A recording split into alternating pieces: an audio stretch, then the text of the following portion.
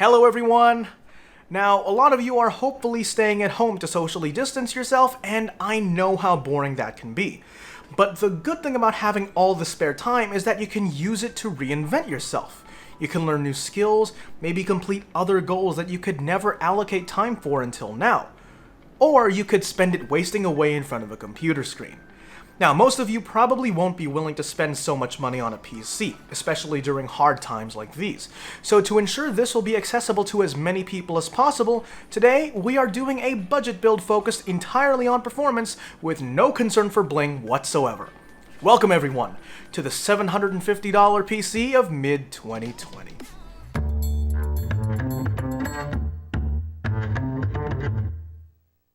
So, for just $750 US, you get a 6-core 12-thread Ryzen 5 3600, a GTX 1660 Super, 16 gigs of DDR4 3600, and 500 gigs of super fast NVMe storage. Now, each PC I feature on the channel has 2 videos. This is the first one, the configuration guide, where I go over each of these parts in detail and discuss why I chose each of them, and some alternatives you could consider. The second part of the series is the build video, and there you'll watch me build the PC with a couple of friends, which I haven't yet uploaded, but it'll be linked below when it goes online. I should mention that custom PCs are custom PCs, so one build won't suit everyone's needs. Feel free to adjust parts as you go. What I aim for with all my builds, unless otherwise specified in the title, is to establish a reference on a balanced experience at that price point, and then you guys can make some adjustments according to your priorities. I should also mention that all the prices I show here are the lowest prices taken from either Amazon or Newegg. Be sure to check either website because one may have a larger discount than the other. Prices change frequently, and by the time you watch this, the deals might have sold out already. So here's a summary of the parts list if you want to buy them right away. Links to all the products shown in the video are also available down below as well. Now let's go over the first part, the CPU. Here we have a 6-core 12-thread Ryzen 5 3600 with a base clock of 3.6 GHz and a max boost of 4.2 using AMD's latest Zen 2 architecture. It's got the sleek low-profile Wraith Stealth cooler, and currently on Amazon, it's $160 US. That's actually the cheapest the 3600 has ever been, making it one of the best value CPUs at the time of filming, offering a good blend of single and multi-core performance. Topping out at 4.2 GHz on the Zen 2 architecture, it has great single-core performance, rivaling its Intel counterparts, meaning you'll actually be able to push 144 FPS, assuming your graphics card can handle it, of course. That's a big improvement from Zen Plus and Zen CPUs, which only had enough single-core power to push about 100 FPS, again, assuming your GPU can handle it. With 6 cores and 12 threads, you also have good power for multitasking if you need this machine for productivity and even some content creation, which might be useful for those who are working from home. You also have a good amount of future-proofing for gaming. Right now, many games, although not fully, will absolutely use 12 threads if given the opportunity. And with consoles like the PS5 and Xbox Series X using 8-core 16-thread Zen 2 CPUs, newer games will be optimized to use even more threads. So I really think that 6 cores and 12 threads is a better overall investment than, say, 4 cores and 8 threads, even if quad-core CPUs like the Ryzen 3 3100 are as much as $40 cheaper. Though it is worth noting that the 3100 might make sense for some of you. If this computer will primarily be used for gaming, and the only games that you want to play are esports titles, you might be able to get away with a quad-core CPU since those games don't need as much power as AAA titles do, and you can spend the extra $40 on something else, such as more storage or a better GPU. What about the 3600's Intel competitor, the i5-10400? This is a 6-core 12-thread CPU just like the 3600 with a base of 2.9 GHz and a boost of 4.3 using Intel's Comet Lake architecture. Currently it costs about $180 US, which is just $20 more than the 3600, and they perform basically the same in gaming while the 3600 is about 10 to 15% faster in productivity. Aside from that though, there are 2 main differences between them. First, the 3600 can be overclocked, but then again, it already performs well out of the box, and the Wraith Stealth isn't the best cooler, so I wouldn't really advise overclocking the 3600. The i5-10400 though has integrated graphics, and while it isn't really suitable for playing games, it can serve as redundancy in case you're trying to diagnose a problem with your computer.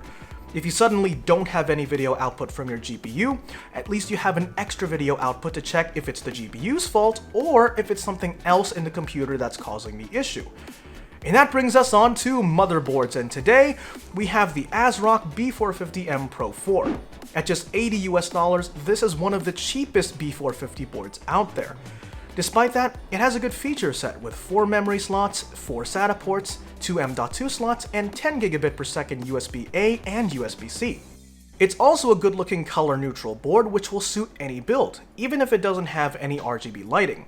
The VRMs aren't amazing on this board, but then again, the 3+3 phase design should be adequate for a 6-core processor like the 3600.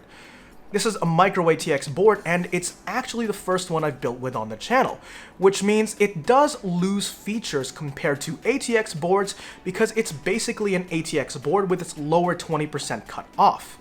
But on the flip side, its price can be kept down. Another advantage of micro ATX is the ability to fit in smaller cases, so you can have a compact system which will be easier to make space for in your house. However, before you go out and buy one of these for the 3600, just a word of caution. Some B450 boards need a BIOS update to support Ryzen 3000 CPUs properly. My board didn't have this issue because it's a newly manufactured board that was shipped with a BIOS that already supports Ryzen 3000, as you can see by this Ryzen 3000 ready sticker.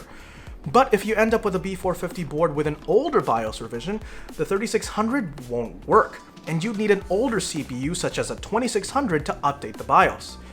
So before you buy any B450 board for Ryzen 3000, make sure it has an updated BIOS. And that brings us nicely to B550, the successor to the B450 chipset. B550 motherboards support Ryzen 3000 CPUs out of the box, and they also come with some new features, the biggest one being PCIe 4.0, which in turn make B550 boards more expensive than B450 counterparts. But at this price point, it's just not worth the extra money. Yeah, PCIe 4.0 is nice, but you can't even tell the difference in normal use between a SATA SSD and a Gen 3 NVMe SSD. So I doubt that a Gen 4 NVMe SSD will make a real difference for anyone. At least, anyone who's buying a computer at this price point. PCIe 4 GPUs don't really make any difference right now either, since current consumer GPUs, yes, even the 2080 Ti, are not powerful enough to use all the bandwidth of a PCIe 3.0 X16 slot. So instead of paying for features that we're not going to use, it's better to get a cheaper B450 board and spend that extra money on something that has a more tangible effect of performance. And that leads us nicely to the graphics card, and on the desk, we have a Gigabyte GTX 1660 Super OC for $239 US. This is just $10 more than the cheapest 1660 Supers, the Asus Phoenix, and the Gigabyte Mini ITX. But I think it's worth it because the Gigabyte OC card has another fan for better thermals and lower fan noise. And it has a backplate, which not only provides additional rigidity, but it also looks much cleaner than the bare PCB on the Asus card. The 1660 Super itself is a great performer for AAA 1080p games, reaching 100 plus FPS in lighter titles while still getting 60 plus FPS on heavier ones, all at high settings or better. You can even reach 60 FPS at 1440p in many titles at medium to high settings. In terms of price to performance, it offers great value, performing similarly to the 1660 Ti while costing around $50 less. It's also much faster than the previous go-to 1080p card, the GTX 1060 6GB, by about 25%, while occupying the same price bracket. In terms of its AMD competition, it doesn't really have any direct rivals. The 5500 XT is similar to the 1650 Super, while the 5600 XT competes with the 1660 Ti. If you want to make this an $800 build though, the 5600 XT is a great option for about $290 US. Overclock models are priced similarly to the 1660 Ti, while having performance equivalent to the RTX 2060. That's pretty good value considering RTX 2060s are $30+ more expensive. Though they do have RTX, so that's up to you if you want to pay the extra $30 for that. Next up, the RAM. And today we have a 2x8GB kit of Corsair Vengeance LPX DDR4 3600 CL16 in black for just $65 US. It doesn't have any RGB, but in my opinion, either go all RGB or none at all. It would look pretty weird if only one small part of your system had lighting. Despite that, it's a nice clean kit with an industrial shipping container-like design that will look good in any build. It's also low profile, which means it can fit underneath large tower coolers, but that won't really matter if you're using any of the AMD Wraith coolers. DDR4 3600 is a great speed for 3rd gen Ryzen, while curiously being cheaper than DDR4 3000 and the same price as DDR4 3200.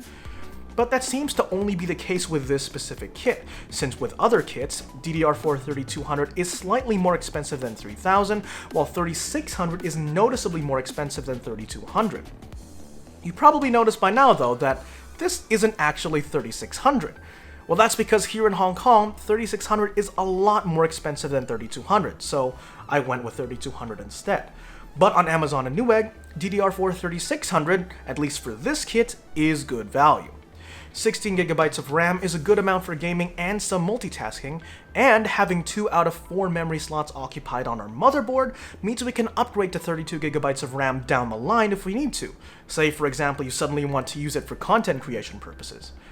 If you, however, choose to use this PC for things like content creation or other memory-intensive tasks right away, I suggest you go with a 2x16GB kit of RAM instead. What if we go in the other direction with 8GB of RAM? Well, personally, I think 8GB is too little for this level of machine. You can get away with 8GB of RAM for esports titles and some AAA titles as well, but you'll have very little RAM left over for other things. And I'm sure many of you have other applications like Discord or Chrome, for example, running in the background while you play games. And even if you only had a game running and nothing else, depending on how heavy the game is, it may stutter due to the lack of RAM. Moving on to our SSD now, on the desk we have a 500GB Western Digital SN550 NVMe SSD. Now this is one of the best value 500GB SSDs at $60 US. It's the same price as many SATA SSDs, which are slower. Not that you'll really notice the difference in normal use, but it's the same price, so why not? It's free performance. The drive is also faster than many NVMe's at the same price point, such as the Crucial P1 and P2 and the Sabrent Rocket Q, with a sequential read and write speed of 2400 megabytes per second and 1750 megabytes per second respectively. Though being only 500 gigs, you'll only be able to install a few games on it, especially with titles like Modern Warfare being as large as 200 gigabytes. And that leads us on to hard drives, which are much slower but offer significantly better storage for the money. Now, if you've seen my other config guides, you'd know that aside from backup and archive purposes, I don't recommend hard drives. My advice is to just stick with SSDs because using hard drives as, say, a game drive would make loading times longer and just generally make your fast PC feel much slower. However, that advice was for the $1,000 and $2,500 builds, which have the budget for at least a terabyte of SSD space. There comes a point where a compromise must be made, and I'm afraid this is it. So that's why, as an alternative to a 500GB NVMe SSD, I'd also recommend getting a 250GB SSD in conjunction with a 1TB hard drive if you're willing to give up speed for storage. This combination provides the best of both worlds, with fast boot times on the SSD and plenty of storage for games on the hard drive. These, however, will be more expensive than a single 500GB SSD, but it might be a better choice for some of you. Though it is worth noting that adding more SSD space in the future will be pretty easy thanks to the extra M.2 slot on our motherboard. Now for the power supply, and we're using a Corsair CX450M for this build. This costs $70 US right now, and it's a good value for money. This is a 450 watt power supply, which is more than enough for all of this hardware, which altogether consume less than 300 watts, which gives us enough headroom so the power supply can operate as efficiently as it can. This also has an 80+ bronze rating, which means that the PSU is at least 80% efficient at 20, 50, and 100% loads. There are several tiers to this rating system, starting with the lowest efficiency of white, followed by bronze, silver, gold, platinum, and finally titanium at the highest end. Bronze is a normal rating for a power supply at this price bracket, but the semi-modular aspect is what truly sets this apart. That means that, apart from the 24-pin ATX and 8-pin CPU power cables, which you'll need anyway, you have full control of what cables to attach, making cable management much easier. And for around $20 more than the equivalent non-modular power supply, that's a price I'm willing to pay to make the most annoying part of building a computer a little bit less annoying. And finally, we have our case, and for $65 this Cooler Master Masterbox NR400 is a great pick. It's a micro ATX case, which is a perfect fit for our micro ATX board, and being smaller than the average mid-tower, it'll be easier to find a place for it. It has a mesh front panel that will provide good airflow for our air-cooled CPU and open-air GPU. It has tempered glass so you can see all your hardware in all its glory, and the design itself is classy and minimalistic. It also has 4 3.5-inch drive bays, 4 2.5-inch drive bays, and 2 USB 3.0 ports. There are supposedly 2 versions, one with and without an optical disk drive, but for some reason the non-ODD model isn't available on Amazon or Newegg, or even in Hong Kong for that matter, which is a bit of a shame since the ODD takes up the space of the top fan mount available on the non-ODD model. But then again, our budget doesn't include extra fans, and as you'll see later, thermals are pretty good anyway. If you decide to go with an ATX board for this build though, then for $70, the ATX version of this case, the NR600, is also a good option. Now, cases are a very personal choice, and obviously, you don't have to buy this one if it isn't your style. But for a $750 PC, I'd spend a maximum of about $70, otherwise it'll eat too much into the budget. And I'd also recommend you get a mesh case to provide good airflow for our air-cooled CPU and open-air GPU. Now comes a new part of the configuration guide series where we see exactly how this PC performs. That's right, it's time for some benchmarks. So let's start the first set of tests with the single-threaded CPU benchmarks. On Cinebench R15 and R20, you can really see the difference in single-core performance between R3600 and the old 2600, where the 3600 manages to reach Intel-level single-core performance.